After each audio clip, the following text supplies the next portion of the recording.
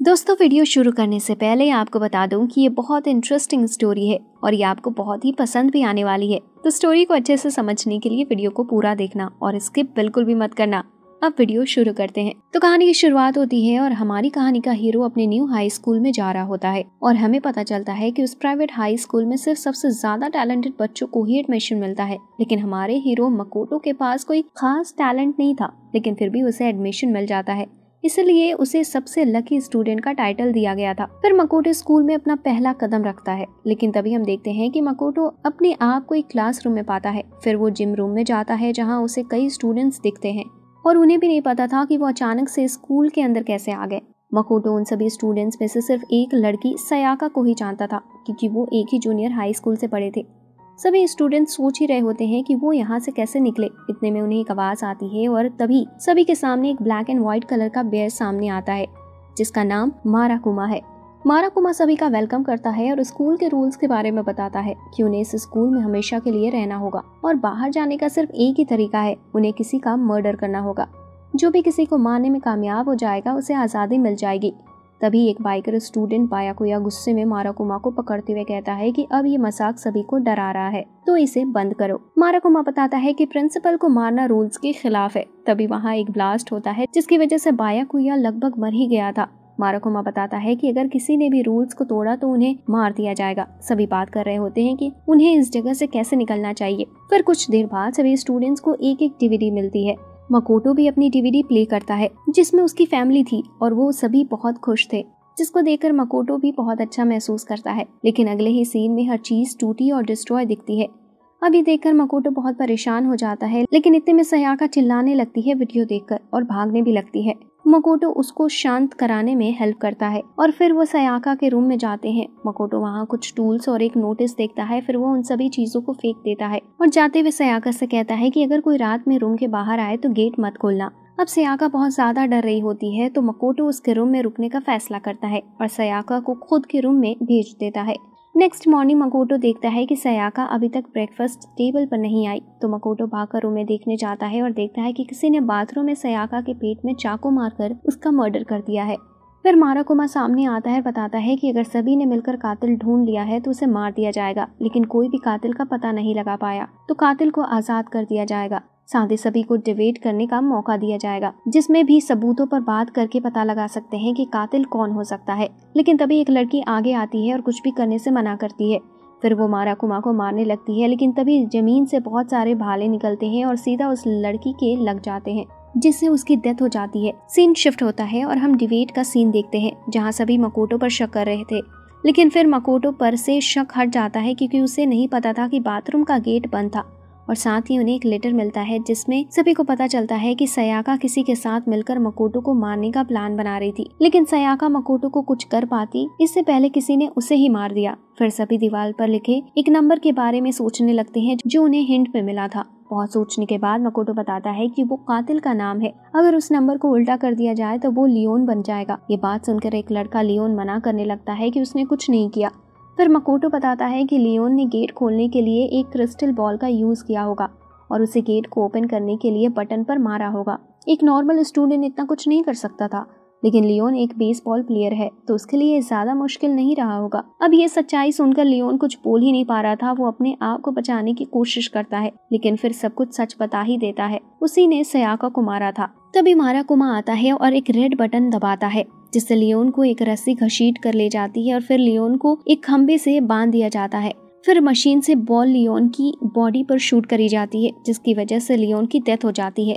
बाकी सभी लियोन की ऐसी दर्दनाक मौत देखकर बहुत ज्यादा डर जाते हैं। फिर माराकुमा सभी को सेकंड फ्लोर पर जाने को कहता है, जहां उन्हें लाइब्रेरी और स्विमिंग पूल मिलता है। कुछ देर बाद माराकुमा आता है और कई सारे लेटर देता है और बताता है कि उसके पास सभी के कुछ सीक्रेट्स हैं और अगर उन्हें जल्दी ही किसी का मर्डर नहीं किया तो वो उन सीक्रेट को पब्लिक कर देगा।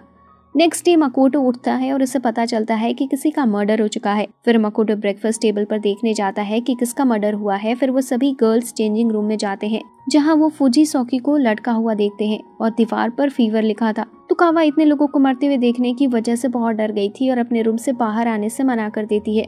फिर उन्हें डिबेट पर जाने का ऑर्डर मिलता है। फिर हम सभी को डिबेट करता हुआ देखते हैं और इस बार शो नाम के एक बंदे पर इल्जाम लगाया जा रहा था। लेकिन कुछ ही देर में कोई प्रूफ न होने की वजह से उन्हें शो पर से इल्जाम हटाना पड़ता है। फिर एक लड़की लूटनबर्ग बताती है कि उन्हें बहुत सारी शर्ट मिली थी फुजीसोकी के रूम से, जिन्हें देखकर ऐसा लगता है कि वो किसी से मिलने जा रही थी। तभी बायाकुया के मुंह से निकल जाता है कि उन शर्ट्स का कलर तो उसकी शर्ट के कलर से मैच हो रहा है। अब ये सुनकर सारा इल्जाम बायाकुया पर चला जाता है और कुछ ही देर में बायाकुया इल्जाम कबूल भी कर लेता है और बताता है कि उसने ही फुजीसोकी को मारा था। तभी माराकुमा आता है और बायाकुया को रूम में ले जाता है। फिर एक बड़ी बाइक बायाकुया से टकराती है, जिसकी वजह से उसकी डेथ हो जाती है, जिसके बाद उन्हें एक नए रूम में जाने की परमिशन दे दी जाती है। जिसके बाद हम देखते हैं कि माराकुमा सभी को लालच देता है कि अगर किसी ने किसी को मारा तो उसे 10,000 येन मिलेंगे। अगले ही सीन में हम देखते हैं कि 2 स्टूडेंट्स का मर्डर हो चुका था और उन्हें फिर से डिबेट रूम में ले जाया जाता है और इस बार किरीजीरी पर इल्जाम लगाया जा रहा था क्योंकि वो वहाँ नहीं थी। मकोटो किरीजीरी को ढूंढने जाता है और वो किरीजीरी को ढूंढ भी लेता है। फिर किरीजीरी बताती है कि वो इन्वेस्टिगेशन के लिए बाहर थी। डिबेट में कुछ ही देर में लू खुद ही बता देती है कि उसने ही मर्डर किया था क्योंकि वो वेस्टर्न कैसल में रहना चाहती है और इस वजह से उसे पैसे चाहिए थे। फिर वह सभी को अलविदा करके अपने पनिशमेंट के लिए निकल जाती है और माराकुमा उसे भी खत्म कर देता है। फिर हम कुछ देर बाद का सीन देखते हैं जहां मकोटो को एक सीक्रेट बुक मिलती है। मकोटो उसे पढ़ने लगता है, लेकिन तभी एक मास्क मैन मकोटो को पीछे से मारकर बेहोश कर देता है।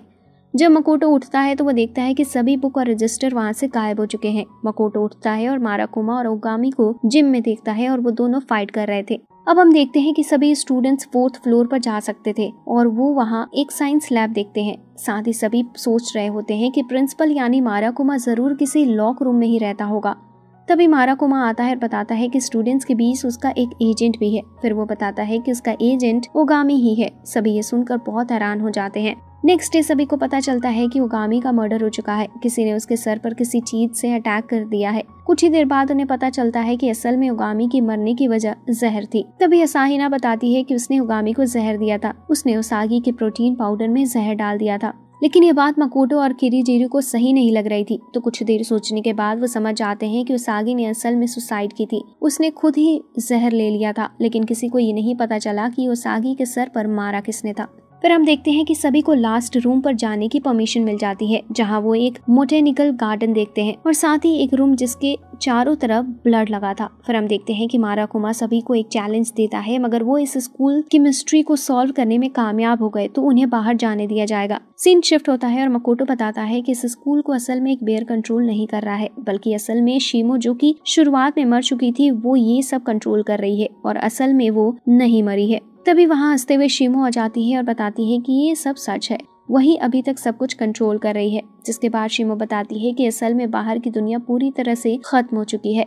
हर जगह लोग आपस में लड़ रहे हैं और इस स्कूल में स्टूडेंट्स को सेफ रखने के लिए बनाया गया है, लेकिन शिमो ने अपने एंजॉय के लिए स्कूल को ऐसा बना दिया। अब शिमो सभी से कहती है कि अगर सभी ने तय किया है कि उन्हें बाहर जाना है तो सभी को बाहर जाने दिया जाएगा, लेकिन अगर किसी एक ने भी बाहर जाने से मना कर दिया तो उनकी सजा मकोटो को मिलेगी और उसे मार दिया जाएगा। हम देखते हैं कि सभी ये सुनकर थोड़े डरे हुए थे कि बाहर हर जगह लोग एक दूसरे को मार रहे हैं, लेकिन मकोटो सभी को समझाने की कोशिश कर रहा था कि उन्हें बाहर ही जाना चाहिए, क्योंकि आगे चलकर हो सकता है कि शिमो उनके सामने कुछ और भी टास्क रख दे। कुछ देर सोचने के बाद हम देखते हैं कि सभी ने बाहर जाने का डिसाइड किया, जिसकी वजह से शिमो खुद ही को खत्म कर लेती है। सभी उसे ऐसा करने से रोकने की भी कोशिश करते हैं, लेकिन वो नहीं रुकती।